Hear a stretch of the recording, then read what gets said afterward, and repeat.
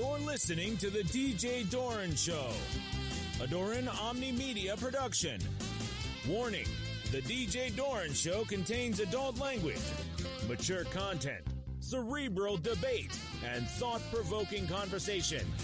Listener discretion is advised.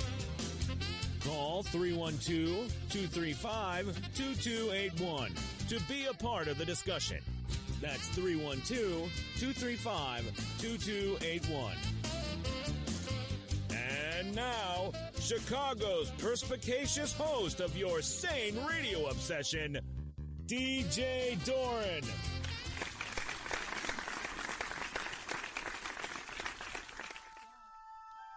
Space, the final frontier. These are the voyages of the Starship Enterprise. Its 5-year mission, to explore strange new worlds, to seek out new life and new civilizations, to boldly go where no man has gone before.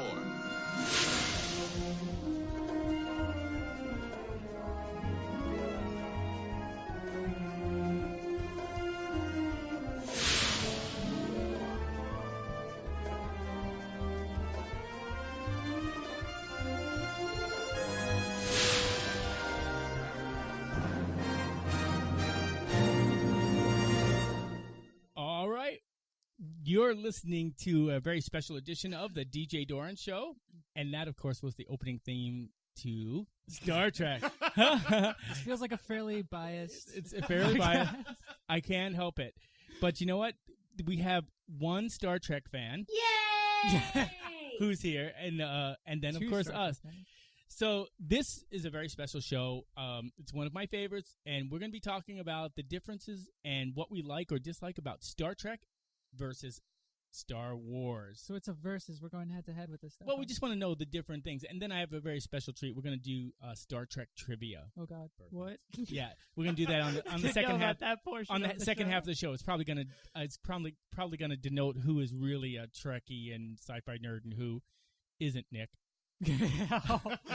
Damn, called the fuck out, son. Yeah, so just before the show, Nick, our producer, who is not on air right now, but he's sitting right behind me, he's managing everything, he says, I don't really get into Star Trek or Star Wars. And there was a pause. A long pause. A long pause. Now, I'm just saying is, Nick, we love Nick, and he's a great addition to the show. This guy's got a lot of patience. God knows he needs it with you. Ouch. He has a lot of patience, and he's the technical side of things, but I mean, come on. How can you be a nerd? No offense. How can you be a nerd and not like Star Trek or Star Wars? You can be nerdy about a lot of different things, man. I know, seriously. So, I'm still reeling from that whole thing, and we're going to talk about it after the show. But anyway, today's show, we're going to talk about what our favorite episodes were for Star Trek, whether you like the original series or the Next Generation, Deep Space Nine, whether you like the original Star Wars, which, by the way, I went to see. I was 17 years old when they came out, roughly, in 1977, and I loved all three of those. Not a fan of the prequels, but I kind of was really rooting for these last three. I think everybody was. But we're going to talk about all of that, too, as well. But anyway, and then the new Star Trek reboot with Chris Pine as Captain Kirk. I like the reboot because I thought he's kind of good looking, and so of course the new Dr. McCoy is really good looking. And so Mr. Spock's one of our community, so that's kind of cool. But now I can't watch it because Chekhov died. Yeah, that's right. Anton Yelchin. He died in a freak car accident. He got out of his car while it was running, and it rolled back and crushed him against the concrete thing around his gated entry to his house. Yeah, dude, how long ago was that, man? That's crazy. A couple of years ago, but and the thing is, he didn't kill him instantly. He died of asphyxiation because he was there and nobody was around to help him. Graphic so now, and I liked his character. I thought he did a great job. But anyway.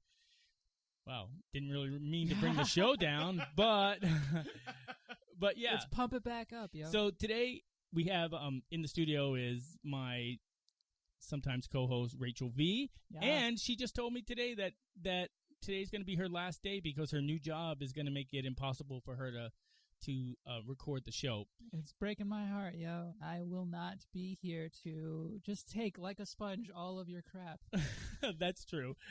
But we may make some exceptions, and because we're recording the show, we don't always have to do it on Monday. No, we're so not live, so this isn't the last time you'll get to listen to me on newer episodes. And on so, that hey, note, I'm taking a sip of the wine that I have for this show because I just keep coming back. I mean, that's one of the things you said you liked about me anyway. Because remember, we had that moment on air. Okay, in one of this was recorded that you gave me a compliment about that, so I'm gonna hold up to that. I just threw up in my mouth a little, but yeah, you're totally right.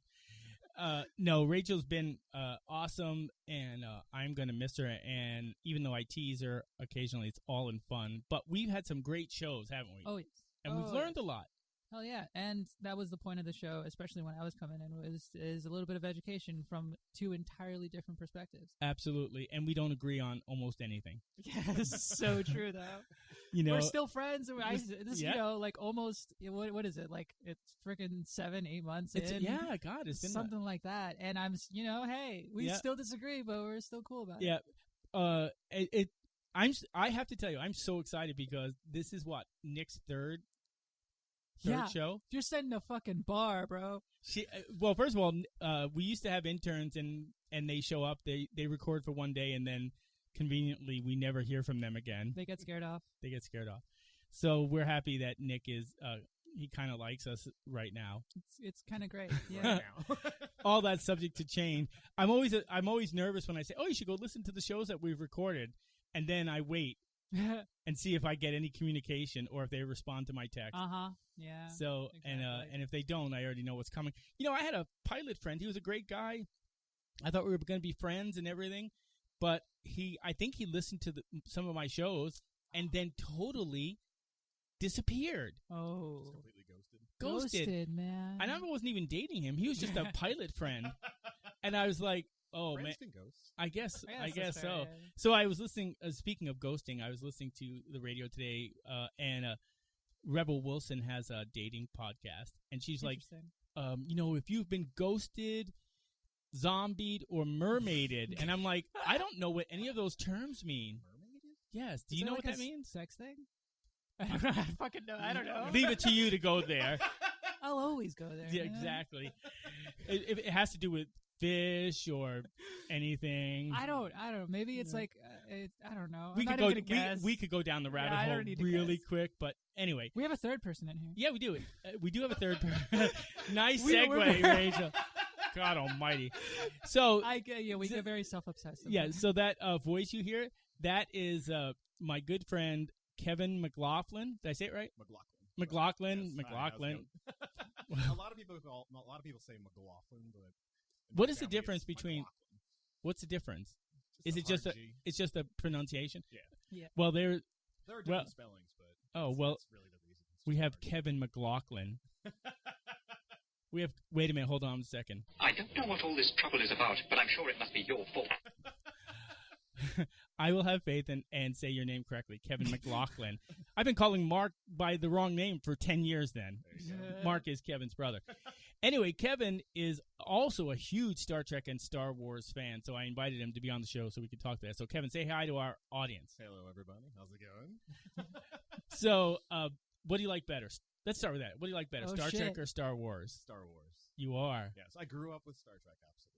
Next Generation used to watch every day after school. They did reruns at 5 o'clock. Just so you know, Next Generation is not really the real Star Trek. Oh. That's true. But I did, my dad was a big Trekkie, so we watched all the movies and series growing up all the time. So, yeah, but definitely, Star Wars was my thing growing up. I vaguely remember watching Return of the Jedi when I was I guess I was like 5. Oh, really? Like in the theater.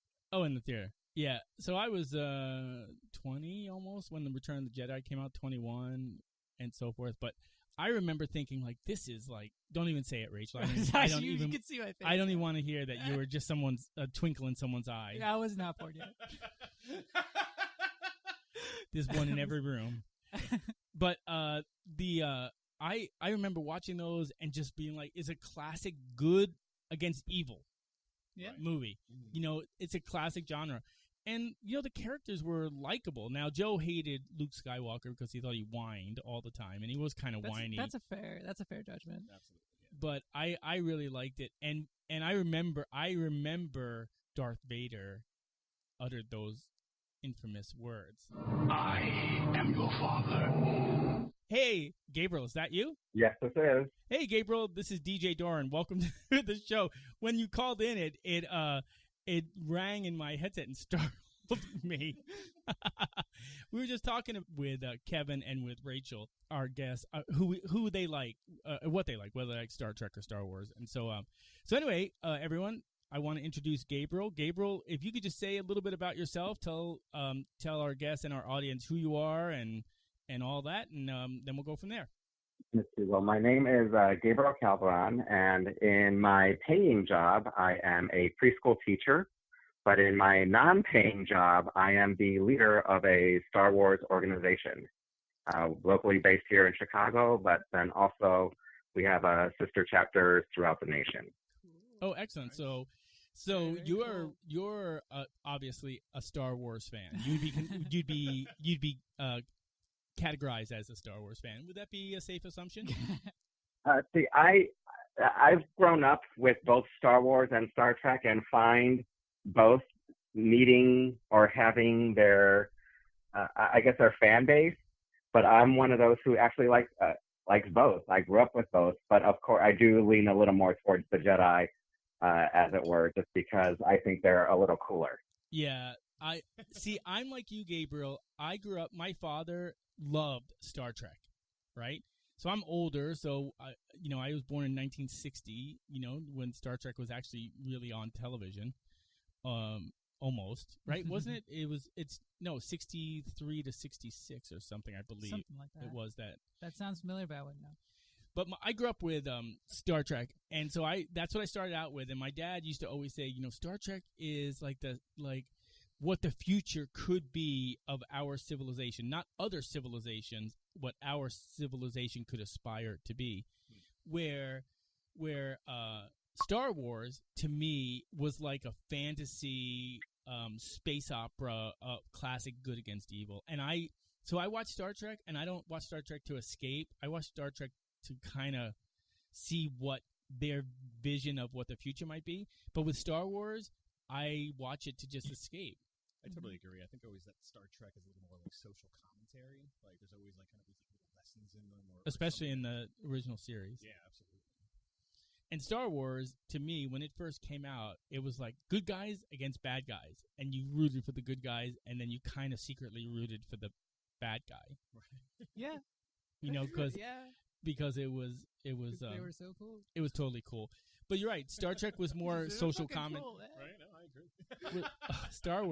Star Trek was so much more about social commentary. They did, you know, the first interracial kiss, supposedly. Yeah. You remember the episode where they had the black on white guys, and one was left and right, and the other one was right and left, and talking about, you know, how something so inconsequential created this big race war that almost annihilated the planet. And the crew couldn't figure out what their problem was with each other. Yeah, because on the surface you wouldn't know. Like, I mean, it wasn't evident. And I remember watching an episode where I think his name was Loki or something, Loki or something, but where he said, "It's obvious.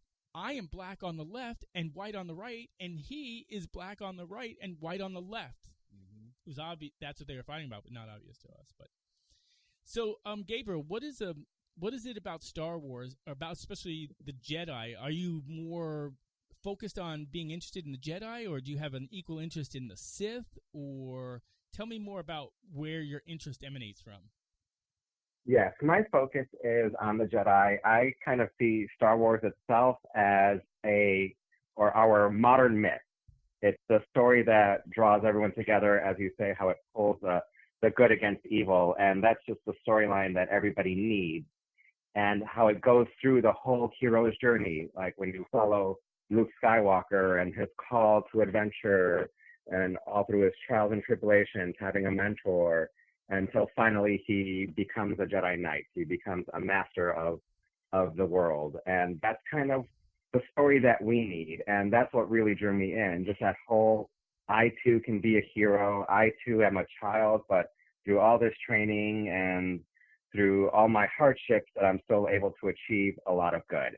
And so that is why I'm drawn towards the Star Wars mythology, as well as just the whole concept of being a Jedi.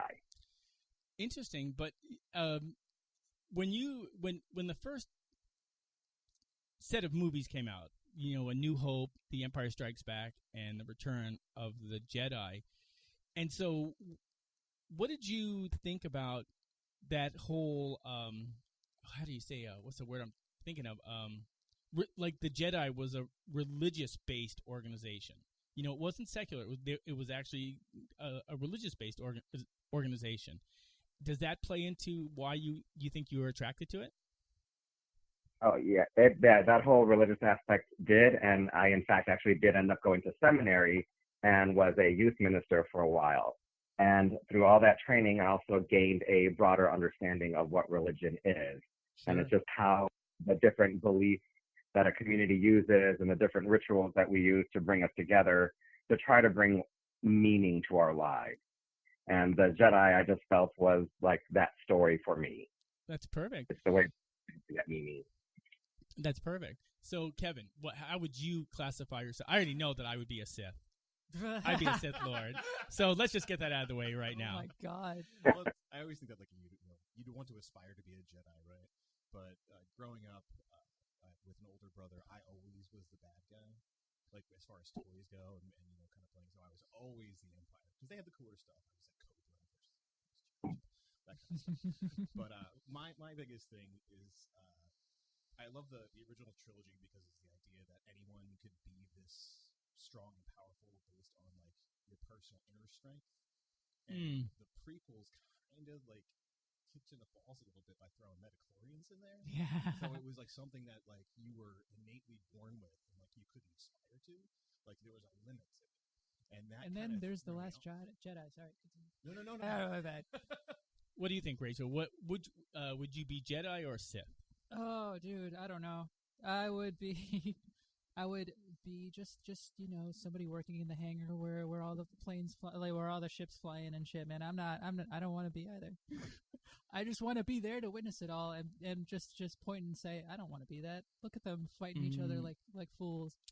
Well, to me, it was just sort of like, I always said that I wanted to be the Sith because I just thought that, the Jedi always wanted to play down their power and not execute their power, where a Sith Lord was all about the power. But didn't that consume them then? It did consume them in the end. And the funny thing is I was growing up, dealing with my sexuality, I always felt powerless.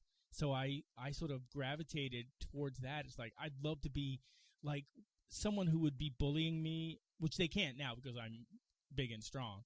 But when I was younger, I was, I had like 1% body fat. I couldn't, I was skinny. I had a long neck and a big head, and I was pale as a ghost, and I stuttered.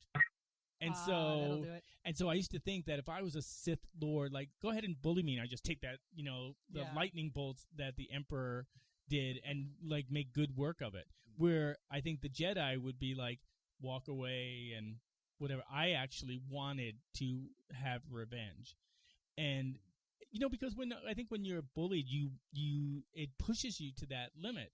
Mm-hmm. And I don't want to say I was bullied like by today's standards. It was subtle, and I felt invisible and I felt completely powerless. And so that's why I gravitated towards that. And quite frankly, when I came to terms with my sexuality, I never thought I was going to live to any, old age. So I was like, all right, well, I'm fine with being a Sith Lord and burning out and then being a Force ghost. Force But I always thought that the Jedi, it would be, the one thing I did like about the Jedi was they didn't have to have a demonstration of their power. They knew they had the power, and that was enough for them. It's like they could act a certain way because they knew they had the power, but they didn't have to use it. Where I feel like the Sith, where I am going to destroy you and your family and everyone within 100 parsecs of your family. And at that time, that's kind of what I felt. I was really Like I wanted to fight back, and so that's what I gravitated to. Plus, the only downside that I felt with Star Wars was when Darth Vader uttered those infamous words. And we all know what that is, right? I am your father. When I saw that in The Empire Strikes Back, I remember feeling my jaw visibly drop. It was sort of like, did you ever see The Sixth Sense? Mm-hmm.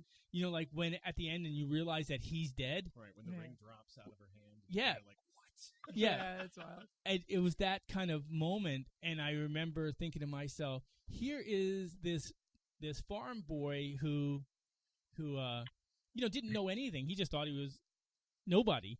And from that, he became a Jedi Knight, or began the journey to become a Jedi Knight, and ultimately finding out that the meanest, baddest dude in the galaxy was actually his father.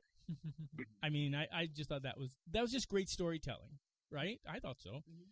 And so that's what Star Wars is for me. It is a good story about good versus evil, and evil winning a little bit, and then ultimately good coming back in the end and triumphing. That's what that is. So does that make Empire your favorite? Empire is my favorite one.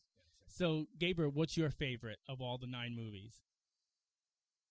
Of the 9, well, yeah. I would say it would probably actually be Return of the Jedi. I am actually a fan of the Ewoks, and I know that may be... I love the Ewoks. Okay. Yeah, I love the Ewoks because of their tribal nature and just a whole close-knit family unit, and even how they're even able to defeat this empire with limited technology. To me, that's the whole story of the underdog. So that's why I'm really attracted to the Ewok and the Return of the Jedi. It's an Ewok safe space. We're all in Okay, so then I have to ask. Okay, yeah, man.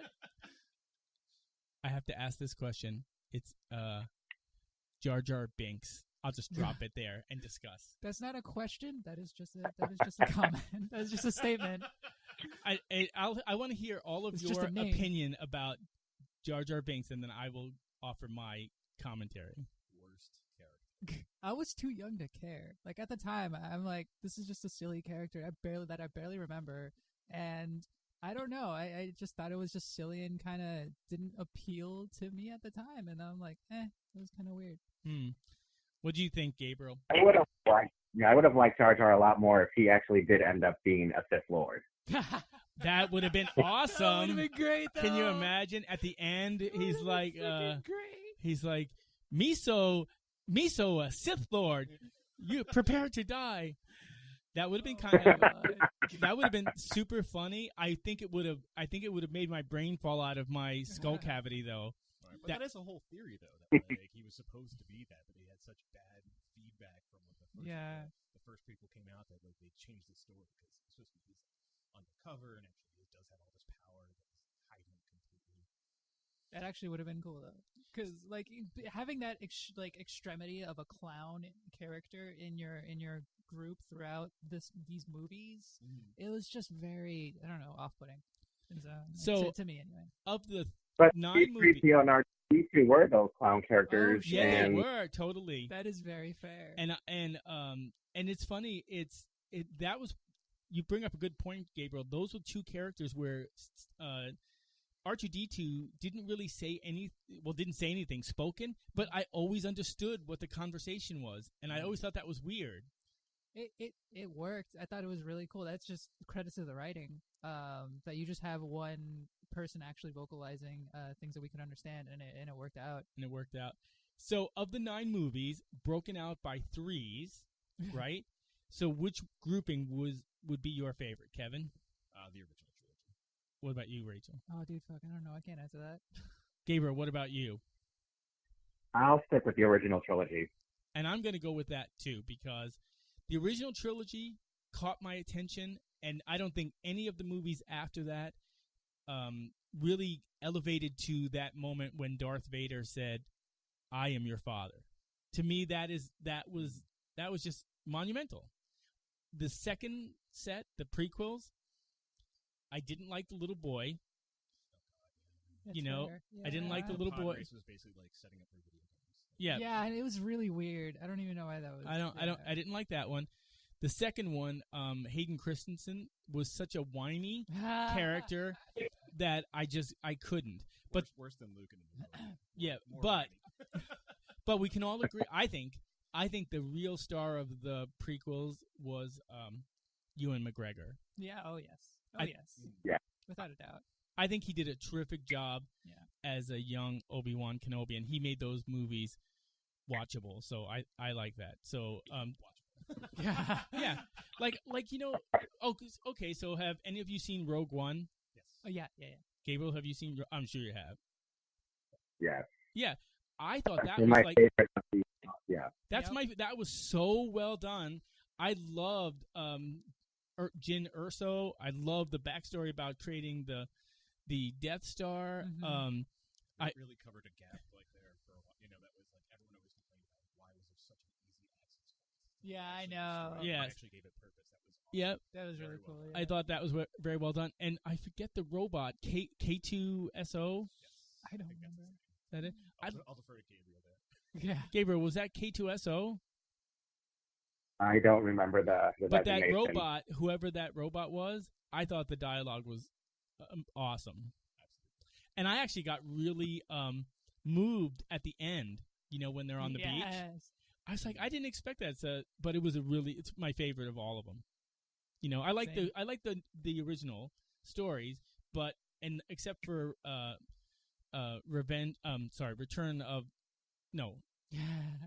The Empire Returns. That's my favorite of the original three because of the Darth Vader incident. But but Rogue One was really moving. Oh, yeah. I So- thought it was great. I mean, it was basically like a war movie. You know? Yeah, it was good. Now, the other thing that I tell you, the last three, I don't know. I might be on the fence here, and we're coming up on a half hour. And the next half hour, we're going to talk about Star Trek. But the last three, what do you think? Let's fuck shit up. It was my favorite of all. It's like Last Jedi was the best movie ever made. Cool. That's my opinion. Deal with that. Get out. No, you're done. Get out. Wait, where's my taser? Did you charge it like I asked you to? No. Get out. In case Rachel's an ass. Yeah, no, break glass. Break glass in case she's an ass. Yeah. The Last Jedi, are you effing kidding me? Actually, wait a minute. This is internet radio. Are you fucking kidding me? All right. In all They honesty, made though- Luke Skywalker an emasculated, Yeah, it was pretty silly. you know, depressed, unfocused, and he's a Jedi master, for God's sake. Listen. That's the one with the weird animal where he squeezes milk out. That is so Yeah, weird. and then he milked. It's so weird. He milked it those was so things. unnecessary and just weird. It Yeah. was so weird. I listen. Okay, but for real though, in all honesty, I actually had a decent time with the movie, mostly because obviously the directing was pretty cool. I liked a lot of that. Mm-hmm.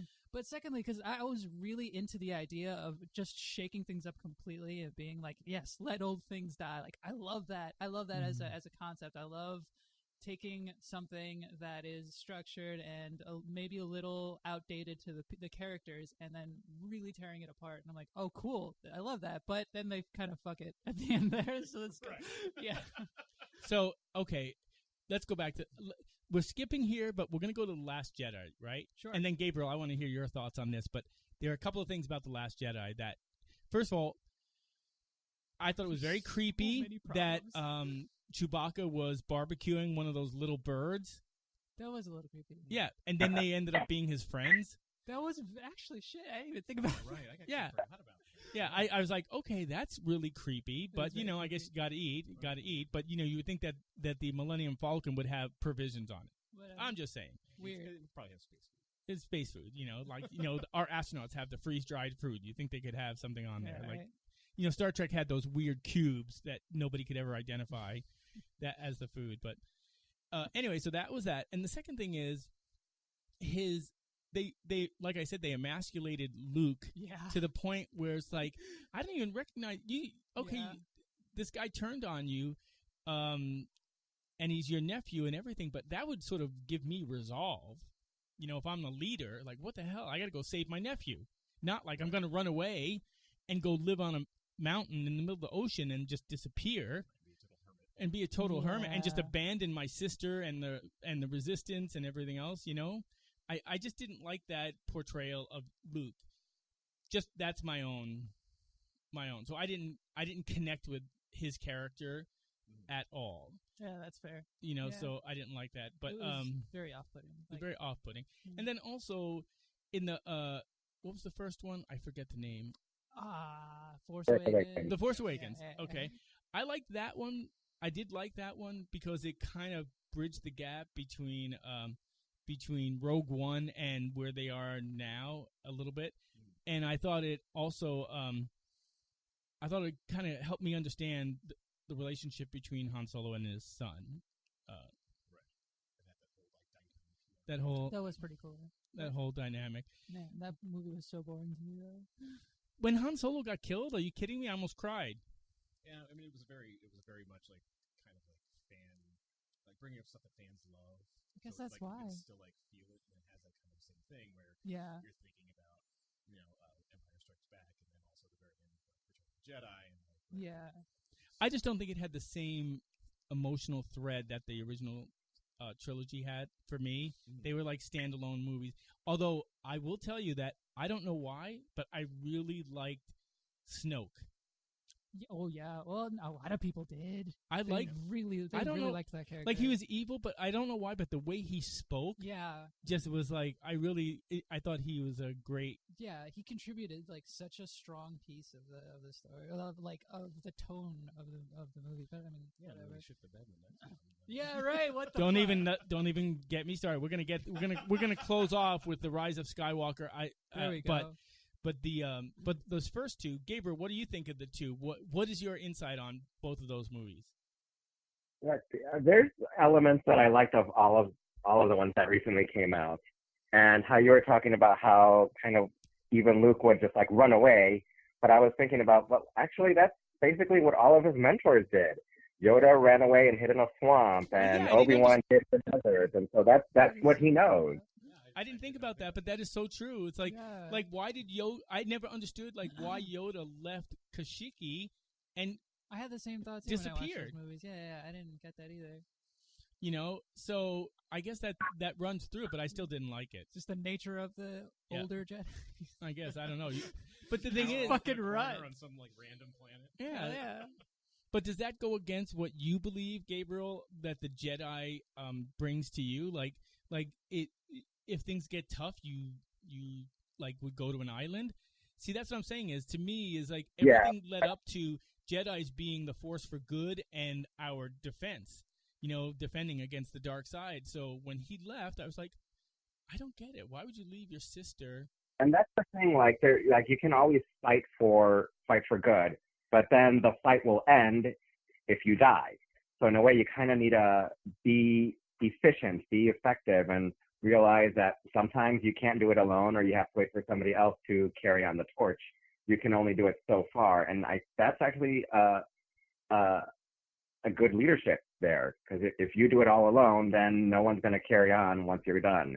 You need to do as much as you can, but you also need to train others to continue the job for you. Right. I think that's what bothered me the most is he left. He was the last Jedi, and he left. So it's one thing if there's other Jedi out there and you're like, okay, I'm passing the torch and I'm now going to quote unquote retire. But it's a completely different thing if you just say, whoa, I fucked up, so I'm leaving. I'm out of here. I'm never coming back. Yeah. And then make it so that you're not even reachable. I think that was the overriding thing for me. Now, in the end, I kind of thought, okay, he redeemed himself when he was fighting Kylo Ren, because I thought that was kind of cool, and he saved the people in the cave by buying them some time. I thought that to me was what the real Luke Skywalker I always envisioned. So he did redeem himself. He did redeem himself there, but it wasn't my favorite. The Last Jedi wasn't my I don't think favorite. It's anybody's favorite. but I will tell you that it was entertaining. It was entertaining. I actually like. I don't know about you guys, but I like the new characters. Like I like Rey and I like Finn. I like Finn a lot, and I like Poe. I thought they were likable characters. If you're on Poe, but no. Finn. No. Kylo. Oh, Rose. Oh, Rose. Yeah. A lot of people are iffy on her. Well, a lot of people thought that she just didn't have any impact. Like, why was she there? For all of the screen time that she got, and she didn't really. Well, do in the much second with one, it. I didn't understand why they went to the casino. That was like That was so weird. that was just There were weird. so many weird plot holes in that movie. It was just weird. Yeah, but I don't know if you caught this at the end. The little kid with the broom. Yeah.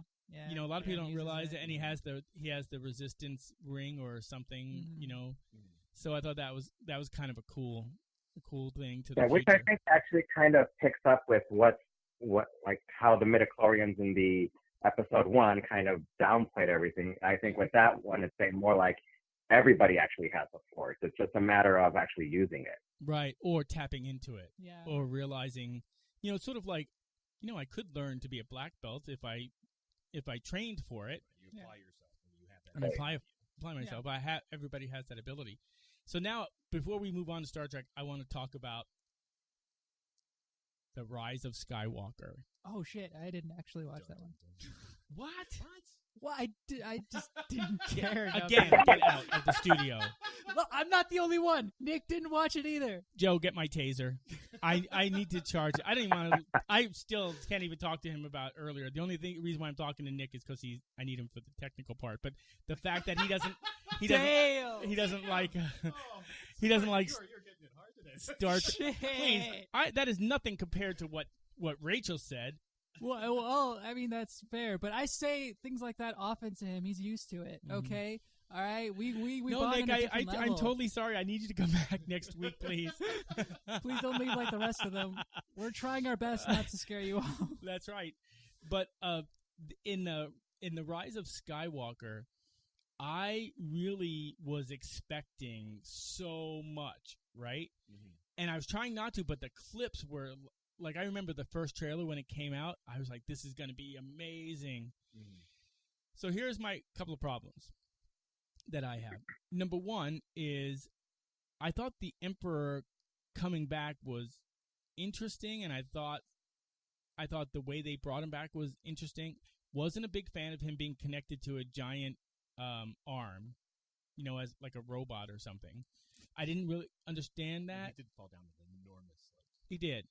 But I have to watch it again. I've only seen it once because the first time when we saw it, Kevin, you and I, you know, we went to see it, I was like, Yeah, we had a lot of issues. Yeah. So that was one.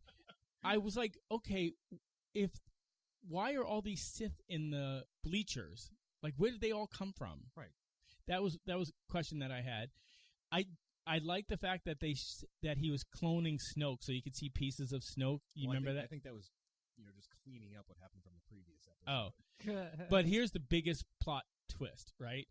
So I did like when he reconciled with Han Solo on the thing, because I always knew that Kylo Ren was conflicted about that. So that was kind of cool. But here's my biggest issue. He dies. He comes back to life. Rey dies. She wakes up.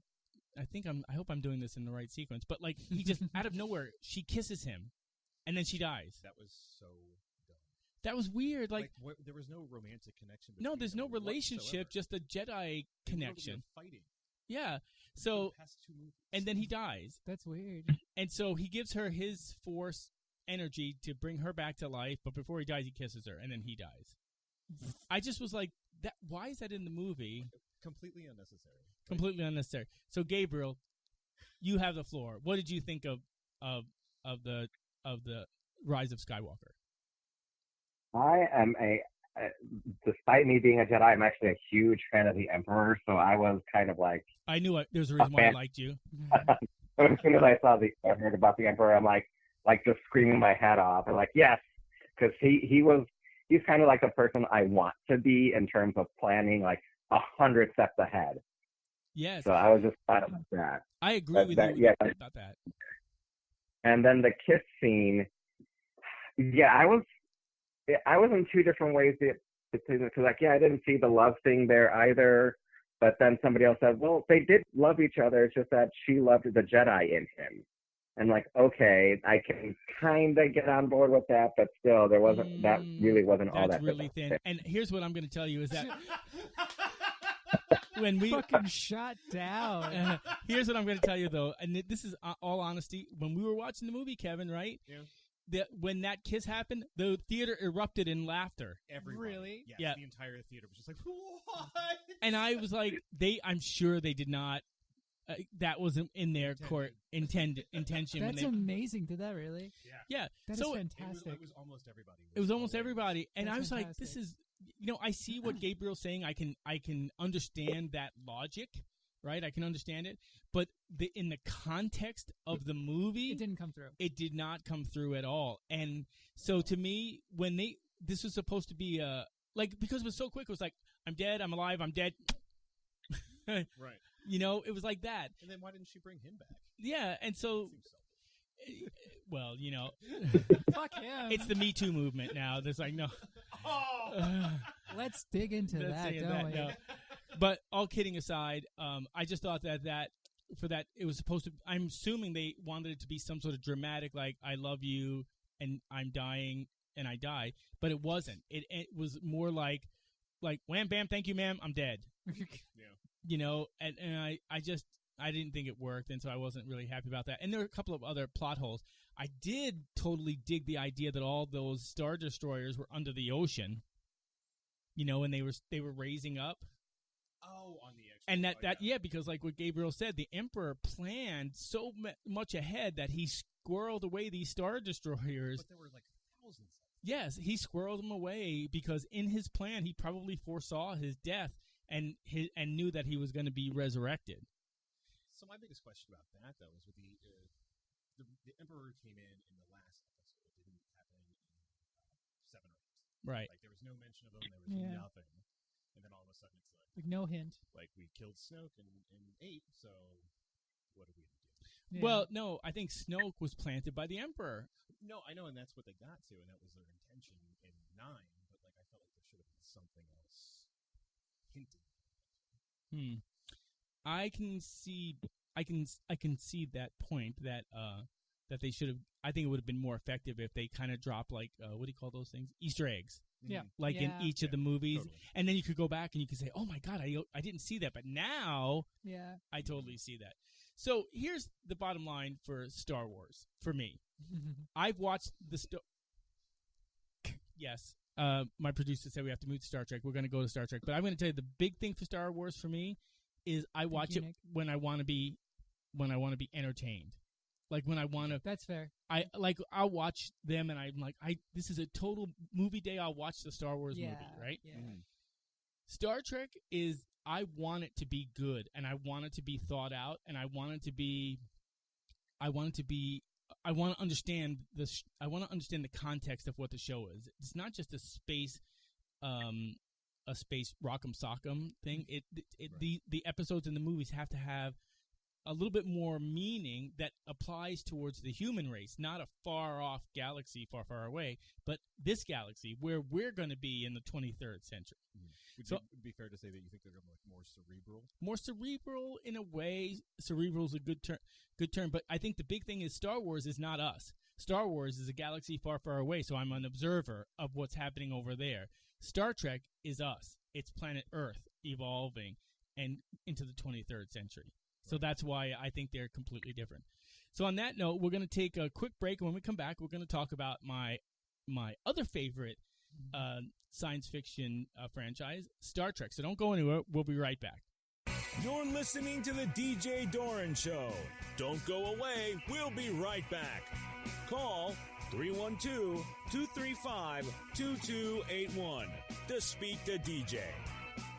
Okay, that was kind of short, but we're back, and we're going to start talking about Star Trek. So we just spent the last half hour, 40 minutes talking about Star Wars. So I'm like Gabriel. Gabriel mentioned in the previous half hour that he's also a Star Trek fan, right? So Gabriel, let's start with you. What do you like about Star Trek, and what are the two main differences between the two franchises? What attracts you to Star Wars, and what attracted you to Star Trek? Well, what attracts me to Star Wars is that, it's the myth. It's the greater story of good against evil. And with Star Trek, it does talk a little bit more about the practicality, the actual ethics and the ethics and the philosophy that we go through life, and just how we interact with each other. So that's why I kind of see the two actually coming together, and it's just a matter of just putting them together then. All right, that's interesting. Kevin, what about you? What you like Star Trek and Star Wars, but you're heavier on the Star Wars, right? That's true, yes. Okay, so what do you like about Star Trek? Same kind of thing. It's where I do like the social commentary of it. I do like the idea that it is this evolved technology that we use and can go and explore other places, and just even things like having a replicator to make whatever you want. Or the transporter. Yes. Actually, all those things I think are very interesting because I do like techie stuff like that, where you think about what could be the evolution of technology and how you could use it, but also the idea of going somewhere completely new and exploring and observing different civilizations out there. Like that would be so interesting. Like seeing how other species have evolved. It's not something that we get to do on Earth anymore. That we can figure most of it out in our day and age. Well, to a degree, although I could argue that the inner space, which would be our oceans, is vastly unexplored. Very true. Very true. What about you, Rachel? Do you like Star Trek? Did you ever watch it? I like how passionate about it my friends tend to be.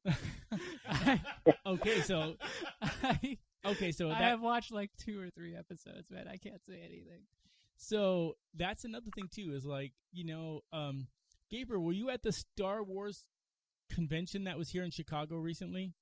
Ooh, that's cool. No, I was not able to attend. So I sometimes drive for Uber. And I drove for Uber on that day, and I had the Emperor sitting in the passenger seat. And then on a different ride, I had Chewbacca in the passenger seat, and I had to open up the sunroof so his head could stick out.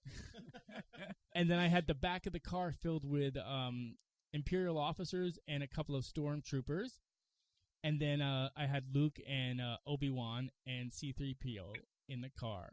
And because, you go back and forth and whatever. And it was awesome because, everyone says Star Trek conventions are in a way, people go there and they they get involved and they dress up in their favorite characters.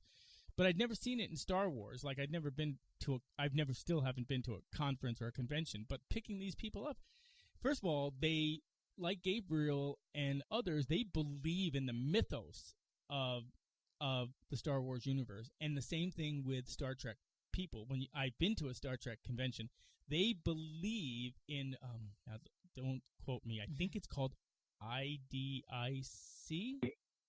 Are you familiar with that, Gabriel? Yeah, IDIC, Infinite Diversity, Infinite Combination. Yeah. It's a Vulcan thing. It's a Vulcan thing, right? And so but they are committed to that, and they believe that that's what the future of the human race on Earth is going to be. And the thing that appeals to me about Star Trek more than anything was a couple of things. There were several things. One is it was a positive outlook on what our future is, right?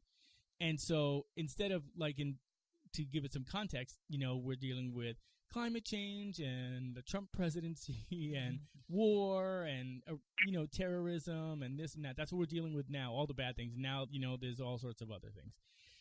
But it showed that eventually our future is we all come together as a human race. And the other part is although the Enterprise, which is my favorite ship, of course, had weapons, it wasn't a ship of war. It wasn't designed to be a ship of war. It was a ship of exploration and science and discovery. And so the mission was to go out and seek new life and boldly go where no one has gone before. That's the political correct part of it. Well, that's Next Generation. That's Next Generation. And so is that why you pointed at me? Yes, of course. It's your last day. I'm going to harass you until the show is over. Get used to it. Only today. Only wow, today. That's, yeah. Well, that's true. It's not any more than you're usual. only harassing me today. This is not a common occurrence. But that's what appealed to me about Star Trek. And I thought that Star Wars, if you look at Star Wars, this is something that also bothered me with Star Wars, is if you look at the instrument panels on all the ships, all the writing is in some sort of weird hieroglyphs, yet they spoke in English. Yeah, it's a little weird. Right? So that was kind of weird for me. But it was suspension of disbelief. Yes. Oh, I love that. God knows we could use that right now in politics. But that's a whole different show. But with Star Trek, I thought their gadgets were cool. You know, like in the original series, I loved the shuttlecraft, the transporter, and the phasers and the replicators and all that. In the Next Generation, I liked what is the place where they went to? It was like a grid. Oh, the holodeck. The holodeck. Yeah. So I thought that was kind of cool. Like, what happens if you can manipulate atoms and everything, or how did that work? Do you know how it worked? I do not. Gabriel, do you know what the premise of the holodeck was? It was something about creating illusions by messing around with energy. Yeah. But now it's turned into virtual reality. So yeah, virtual that's realities. And so I thought that was kind of cool, and I thought, nobody has any money. I like that idea, Right. Like if in the original series and in the Next Generation, nobody has any money. But that's in Starfleet, though. Like, what about the rest of the That's right. Well, the thing is, I'm not gonna fly on a ship if they don't give me any money, or some way to support myself. Oh, hey, I went on a 5-year mission, but now I've got to collect food stamps. Well, it is in San Francisco, so he probably would have. Captain Kirk was in. I could just see Captain Kirk standing in line waiting to fill out the forms. It's like, and then Mr. Spock coming in, and the lady saying, "You need to fill out forms 6, 7, and 8, and sign here and X here, and then go stand in that line." So I thought that was kind of interesting because I remember when there were no debit cards or anything, and everybody paid in cash, and now we're virtually, not all 100%, but we're virtually a cashless society. So we're moving in that direction.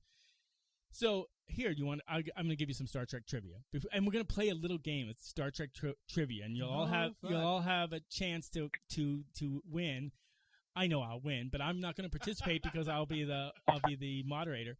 But you know that Dr. McCoy's, and Gabriel, you'll probably know this. Maybe you'll know it, Kevin. But Dr. McCoy's little scanning device, medical scanner? It's a little handheld thing, right? It was this big, not the box, not the tricorder, but he'd go like this, and it would go over your chest or something, right? Star Trek had such a limited budget and no money, so one of the people on the show stole the salt and pepper shaker from the NBC commissary, and that's what that was. Seriously, that's awesome. That's seriously the truth. That's seriously all right. And before we get into trivia too much, I'm going to tell you there was one person, a very, very famous person, who saved Star Trek. Does anybody know who that is? When it was getting threatened to be canceled. No. The original series? The original series. I don't know. Gabriel, do you? Would that be Martin Luther King Jr.? Nope, that's who kept Uhura on the show, Okay. but close. But someone even more famous than him. I was about to say, like, Okay, so Star Trek was produced by Desilu Studios, owned by Lucille Ball and Desi Arnaz, and Lucy herself went up to NBC and convinced them to do season 2 and 3, or season 3, one of them, and prevented it from being canceled. Yep. So Lucy, that's why Lucy is revered by a lot of Star Trek fans, Really? is because she came in and saved the show when she ran the studio before Paramount bought Desilu. So that was that. Piece of trivia to know. That is a good piece of trivia. So let's before we get too further along, I want to say that the one thing about Star Trek that I've always enjoyed is it wasn't a shoot 'em up show. Like Star Wars is a battle between good and evil, but Star Trek was never about that. Star Trek fought when it had, like the characters, Enterprise had to fight when it was faced with it, but that wasn't the primary focus. There was no war. It's usually in defense, and so I thought that was a different take. And the other part that I really liked was that the mission of exploration is something that we're involved in right now. We're exploring space. In the tentative steps, yes, but we are exploring. We're not going out that I'm aware of anyway to go out and conquer anything. We're going out to introduce ourselves. and observe. and then create an alliance, and if that ever happens. Which, by the way, on a separate note, I think we're going to find out that aliens do in fact exist in my lifetime. I do believe that. I have very specific opinions about that. And we can talk about that. and later. also in a future show, I'm going to have the president of MUFON on the show. So do you know what MUFON is? I do know. Oh my God! How do you call yourself a sci-fi nerd? MUFON is the Mutual UFO Network, and they investigate sightings, abductions, and so forth. It's going to be one hell of an episode. And it's a serious thing, you know. They take Can it I be serious. here for that, please? Yes, you can be here for that. But you know, that's what I loved about Star Trek. But there's so many good things. I grew up with that. Like, oh, racism is irrelevant. You know, it's not relevant. Your national, like Chekhov was a Russian. Right. You know, during the height of the Cold War, you know, Sulu, now that we know is gay, but you know, back then, you know, he was a different character. Uhura, like you mentioned, or I think Gabriel mentioned, was ready to quit the show. She just didn't want to do it, and Martin Luther King went up to her and said, "Listen, there's so few African American role models on television. Please stay and stay as long as you can." And that's why she stayed. And Nichelle Nichols, you know, of course, I don't think anyone could replace Uhura.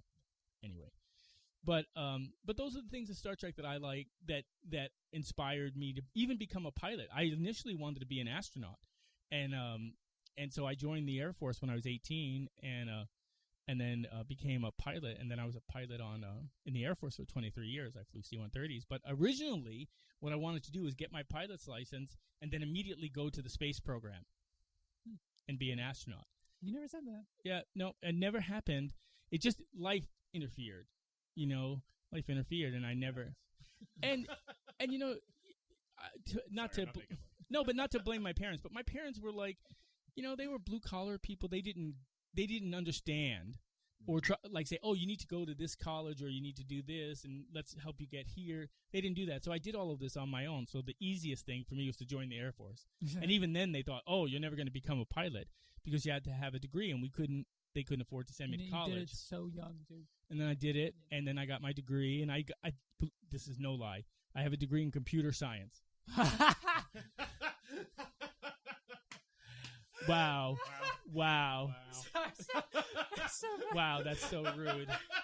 Goddamn right, it better be with all these technical difficulties. And Nick, that you can't figure out. I could hear his breath on the back of my neck when he started guffawing. Fucking dying, dude. Because let's face it, like back then, everybody was like, "Oh, get your computer science degree," you know, right. Fortran, COBOL, you know, all that. How did you even make it far enough to graduate with that? That's because I had a vision. I wanted to be a pilot so bad, and you can't be a pilot unless you're an officer. And in order to be an officer, you have to have a bachelor's degree and not punch computers. Well, back then I was like, that's a whole other show, Rachel, but and that's why everyone, that's why they're laughing, because I have a history with technology and things. But a little bit. But I got my degree so I could become a pilot, and then I became a pilot, and then I so enjoyed being a pilot of C-130s because it's a combat cargo transport. So I always did like interesting and cool things, flying cool missions and dangerous missions. That it satisfied, you know, that sense of like I want to do something different and whatever. So I never pursued being an astronaut after that. And next thing you know, I was in for 10 years, and then you start to get a little long in the tooth to do that training. So I didn't do it. But I swear, I don't know about you guys, but if they offered me the position to go to colonize Mars, I'd be like, I'm out of here. Joe, you're coming with me too. Joe's my husband, but yeah. But but that's what Star Trek, like, to me, it's like, oh my God, can you imagine leaving Earth's orbit and just leaving? I mean, we've just exploring. Like, who doesn't love that? It's one thing that's interesting is my dad used to say that when we talk about sci-fi stuff all the time, but like when I was a kid, I remember him saying this one thing that was interesting. He's like, if I had the opportunity to go to space and not come back, I'd do it. Like, that's how much he wanted to do it. Like, you'd be like, okay, this would be a lifelong goal that he would want to achieve. I don't. One thing that I like, one of my favorite movies for Star Trek is The Wrath of Khan. And if you saw the original episode, Space Seed, you know that Khan was a genetically engineered superhuman, right? But then he was in suspended animation, and the ship, the Botany Bay, floated around in space for many, many, many, many, many years until the Enterprise found it.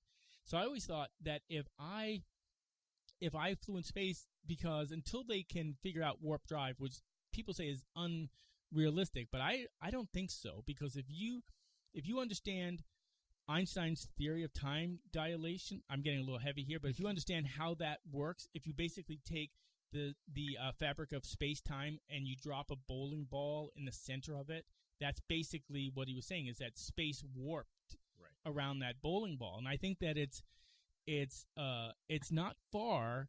We're not too far off from figuring that out, and I think that's going to happen, number one. And number two, I also think that there is a way to travel infinite distances through wormholes. We just haven't figured that out. I think that the next 10 years is going to be a real boon for scientific discovery. Well, it's also kind of an interesting part about folding space. I think several different movies that bring that up. So think about one that comes to mind, which I thought was a big favorite of mine, was Event Horizon. Oh, I loved Event Horizon. So it actually talks about if you fold space, you're actually right, because think about it, if you fold spaces like this, and you fold it, and you're here, and you want to go there, you fold it, you're right there. You're in the same spot. So when I was younger, I used to study Einstein's theories because I was so fascinated by, could that be real? And all of that. And the other thing, I don't know about you guys, but when I think about space travel and I think about millions upon millions of galaxies, and we haven't even explored our own, and there's millions of other galaxies, statistically, how can we be the only planet that evolved life? So Star Trek, to me, was once we achieve the ability to travel great distances, the discovery of new life and new civilizations. Did you like how I slid that in there? Well, the point was really good. Yeah. Double guns. Yeah. Yeah. It was inevitable, and that was exciting to me, and I wanted to be a part of that. So, some people say, "Oh, I wish I was born, 10,000 years in the future," and some people say, "I wish I was born, 2,000 years in the past." And I always think that the people that look on both spectrums, in the past, they're like, "Oh, if I was 200 years in the future, 2,000 years in the future, we're going to be talking on our phones, or with a video, or we're going to have a flying car, or we're going to do this or that." We're living in that. Now, where are we going to be? And think about it. Only a short while ago, we didn't have airplanes. We didn't have rockets. We didn't have any of that. And so in one lifetime, where are we going to be? That's 100 years. Right. It's just so exciting. And how exponentially it's evolved. And how exponentially, it's evolved. Of course, that's all taken into account if we don't kill ourselves and destroy the planet. And that's, again, why I like Star Trek, because Star Trek wasn't gloomy the end is this. The end is a positive thing. We do figure it out, and we do continue as a species. So going back to Wrath of Khan, I really like that concept of genetic engineering, because I think we're doing that. I think we're close to that now. I mean, it's just amazing. And I'm nervous about that, because when you start messing with people's DNA and you start cloning, or you create biohazards, look what's happening in China. A new flu virus is out, and it's pretty scary, and they're scrambling trying to contain it. I'm not worried about nuclear bombs. I'm worried about that. Right. This is some 12 Monkeys kind of shit.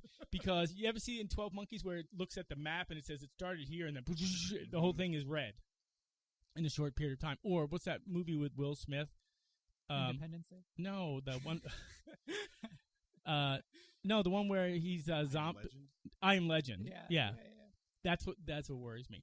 So, but the thing is if we evolve past that, the only natural place we can go is space. That's where we're going to go. And so if we start traveling in space, it is, you don't know what you're going to meet. It's sort of like when they came to the North American continent for the first time. They didn't know what to expect. And look at us in 350 years. I mean, 350 years. That's nothing. It's 3 generations. Right. And but also total genocide. Total genocide. Right. I always think Yeah. that's funny, when we talk about all these things, and we're like, well, you know what? We didn't really coexist. We didn't really coexist. We basically killed everyone and took over. Right. And- Let me just say one thing about like extra life. I'll make this quick. Oh yeah. Or like extraterrestrial life. Like the idea that another humanoid kind of species would ever evolve on the planet to me is kind of. I don't think that could happen. Look at the movie The Andromeda Strain. I know it's a big Mhm. but like Nope. the idea that this entity was actually a crystalline Mhm. entity, but it was still a living thing, but they just couldn't recognize it. So I think if we ever found life somewhere else, we wouldn't even know it was life. Well, I agree and That's disagree with that. What I'm saying is that of the billions of galaxies that are out there, we evolved from primordial ooze, let's say, from the oceans, and all of those, the water and everything was the right combination. If it can happen here, it can happen any other planet that has the same thing. Now, whether or not it's humanoid or not is, who knows. But with I think what's more than likely the case is that we're going to do DNA like Prometheus, where they came here and they put their DNA on a planet, and then that DNA, grows. But before we leave, one thing about before we end the show, one thing I want to talk about is the Wrath of Khan is my favorite of all the Star Trek movies, right? I don't ever talk about Star Trek V. That was directed by William Shatner, so I never talk about that one. But and the motion picture, I was so excited when that came out, but it was so boring and long. I was like, oh my god! And why does everybody look like they work at the dentist office? With the uniforms. That's what I kept saying. It was like, oh man. And then, of course, being gay, I was like, those skin tight uniforms. But the Wrath of Khan really was the essence of Star Trek, and that was friendship, and that's still a human component. It's not about the ships or this or that. It's about the human beings. So I know, Gabriel, we kind of like taken over the Star Trek segment. Of the Star Trek movies, which one is your favorite? Of the movies, Yeah, surprisingly enough, it would actually be The Voyage Home. I like that one too. I thought that one was cool. Do you know that one, Rachel? No, that's the third one. Yeah. So I'm no, the just fourth trying to- one. I'm The just trying fourth to one. follow. The Search for Spock was the third one. Oh, so that's the one with the The- whale. Yeah, The Voyage Home was one of the whales. I liked that one, and I also liked the comedy of it all too. Like, do you remember the guy on the bus with the punk rocker, and Mr. Spock reaches over? Oh, and, Go on, Gabriel. Yeah. Well, I just feel like how something in the future can be brought back to now, and in a way, it's a little awkward, but then at the same time, not. It's like it could happen. you know what I liked about that show more than anything, that movie, is that it demonstrated to me that if we are not good stewards of our planet today, the repercussions can rear their ugly head so far in the future, and we don't see it. We're so short-sighted. Oh, let's kill all the whales and let's pollute the oceans. Well, in the future, they had that alien probe that could only speak to whales, and there were no more whales. Right, the whole butterfly effect. The whole butterfly effect. And that also speaks to how quickly evolution can take place, so that something, when it happened in the past, the smartest life form were the whales, and now, a couple hundred years later, here are humans. And it's just, who knows what's going to happen in the next couple hundred years. That's right. And so, like, when that probe came to Earth, it was like, oh, I'm going to speak to, like Gabriel said, the smartest species on the planet at the time were the blue whales. And now the human beings are dominant. But, I thought the search for the Wrath of Khan was the most entertaining, and it was a clear villain and a good guy. And, of course, you can't talk about the Wrath of Khan at all without addressing William Shatner as Captain Kirk's most iconic line in the whole movie. Do you know what that is?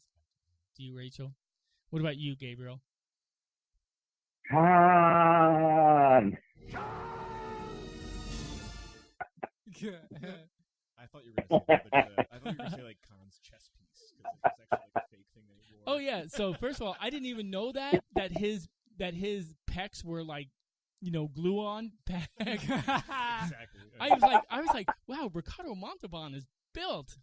I was like, wow, that was awesome. He was so over the top. He was I think the greatest villain. I mean, he's right up there, but he was great. But the line that sticks with me, and I can still see William Shatner's teeth in my mind as we were playing that clip, and that is when he was yelling Khan and squeezing his communicator, so hard. So I love the new iterations of Star Trek.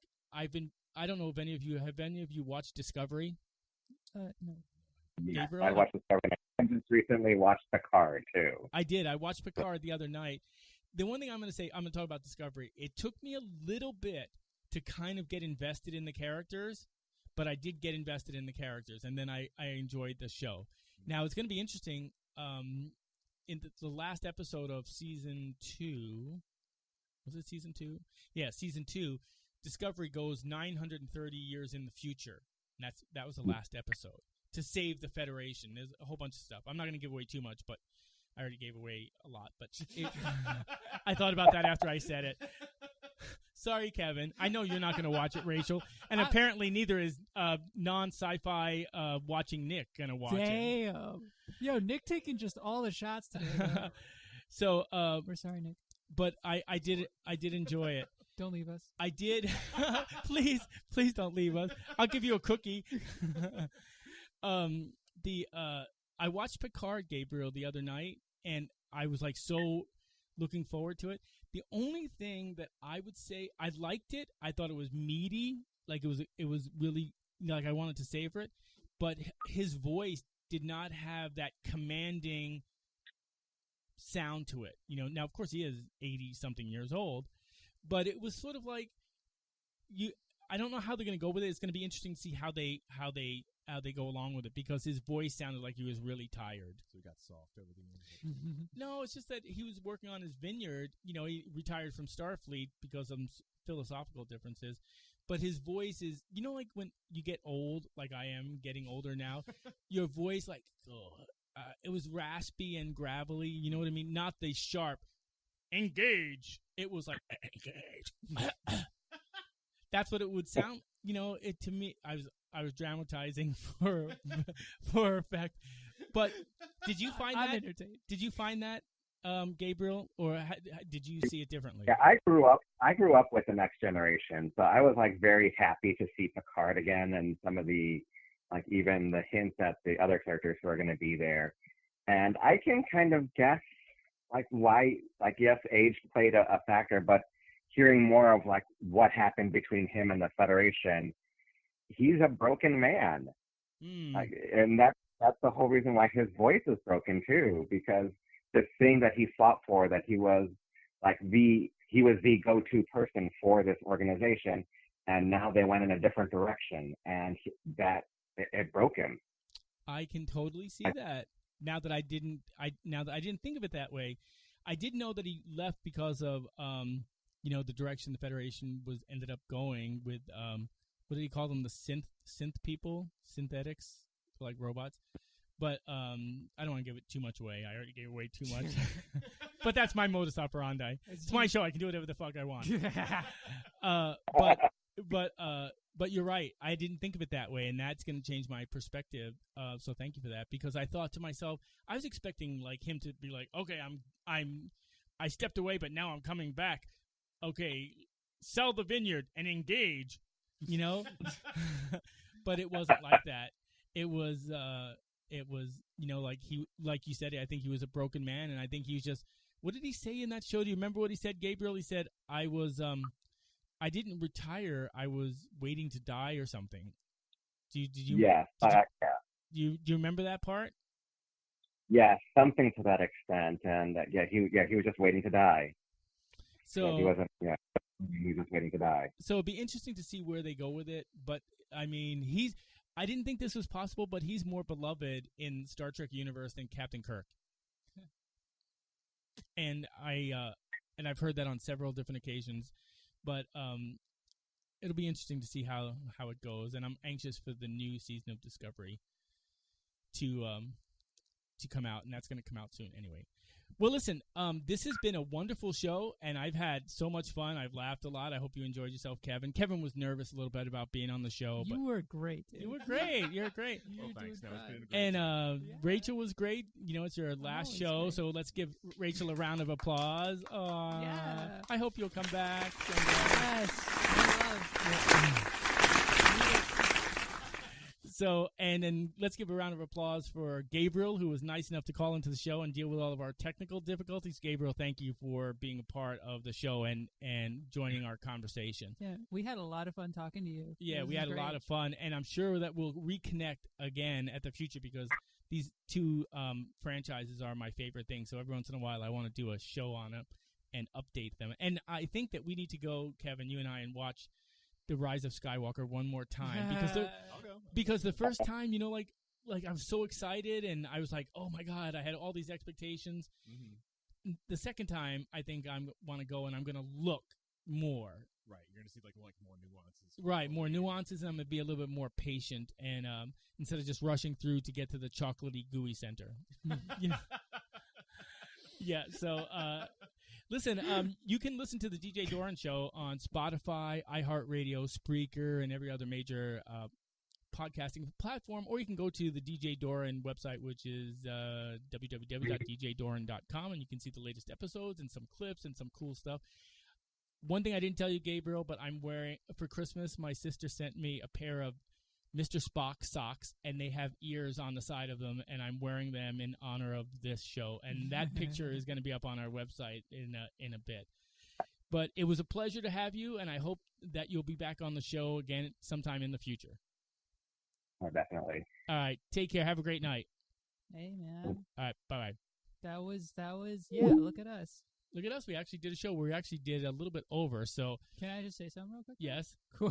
Because, I mean, hey, listen, you know, this is my last one. I can't come back. I mean, not Well, on it's not like Mondays you're anyway. dying, for God's sakes. No, I'm being pulled away on a different thing, and it really sucks because I coming here so often.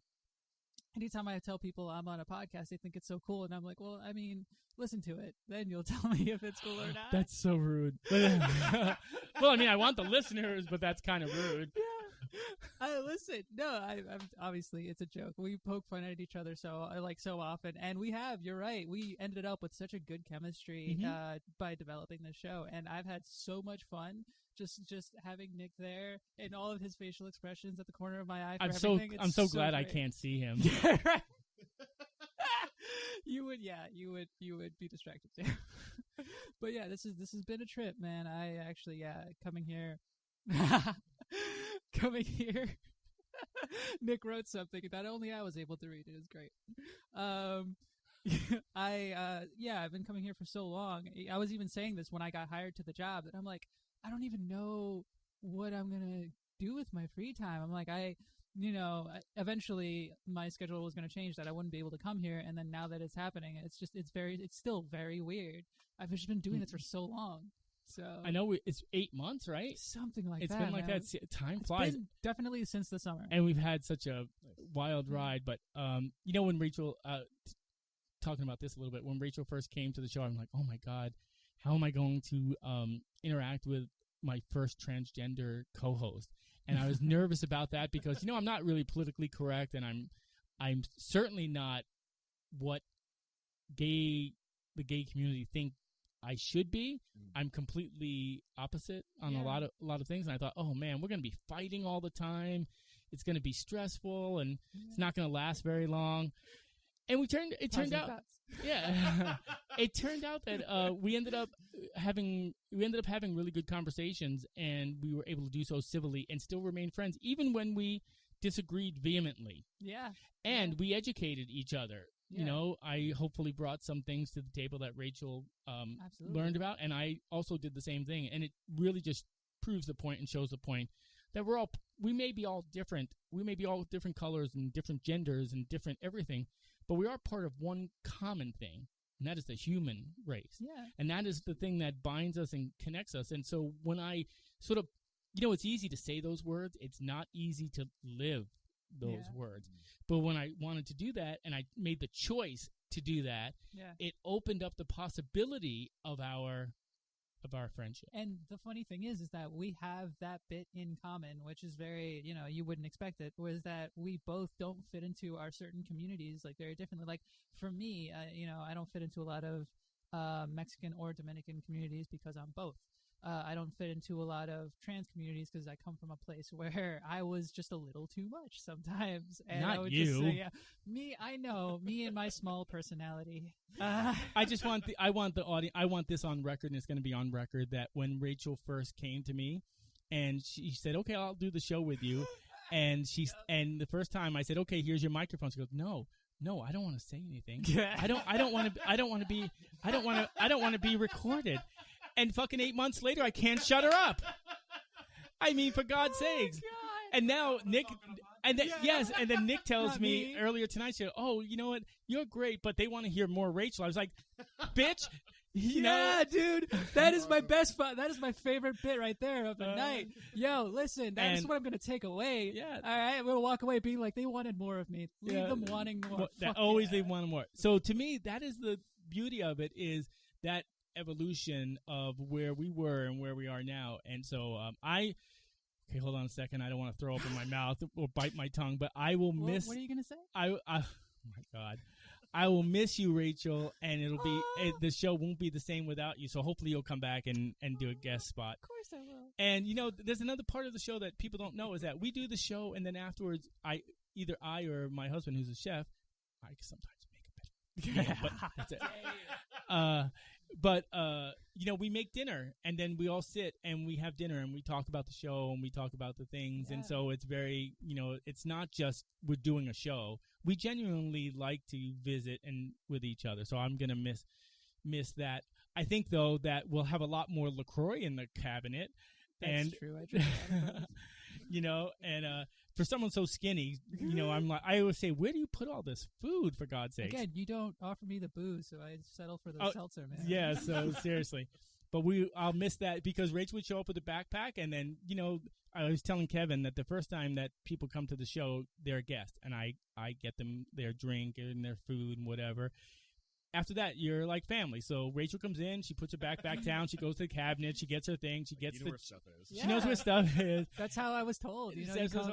And that's I think why we get along so well. Anyway, we're going way off, a little bit over, but I didn't want to end the show without acknowledging my friend Rachael, who has been an inspiration and has taught me so much about transgender issues and what was important from the most unlikely source. Hell so yeah. I've been. You ever see that? You ever watch Wicked? No. This is gonna be lost. Oh my God! And Nick, Nick actually has. Have you, Kevin?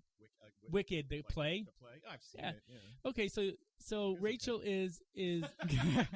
Oh my God! My wine glass is empty. Scared. I don't like music.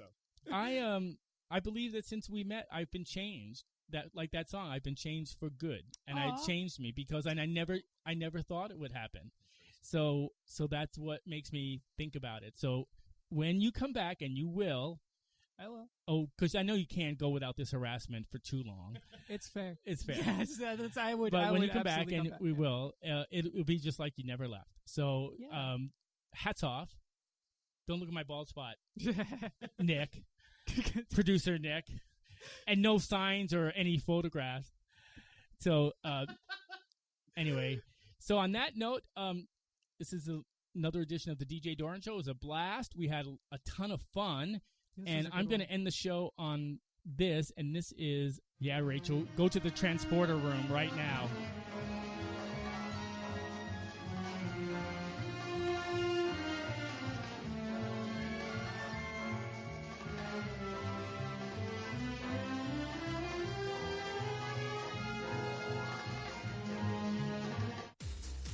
Thanks for listening to another edition of the DJ Doran Show. You can find us on Apple Podcasts, Google Podcasts, SoundCloud, Podomatic, Stitcher, and all of the other major podcasting sites. Just search for The DJ Doran Show.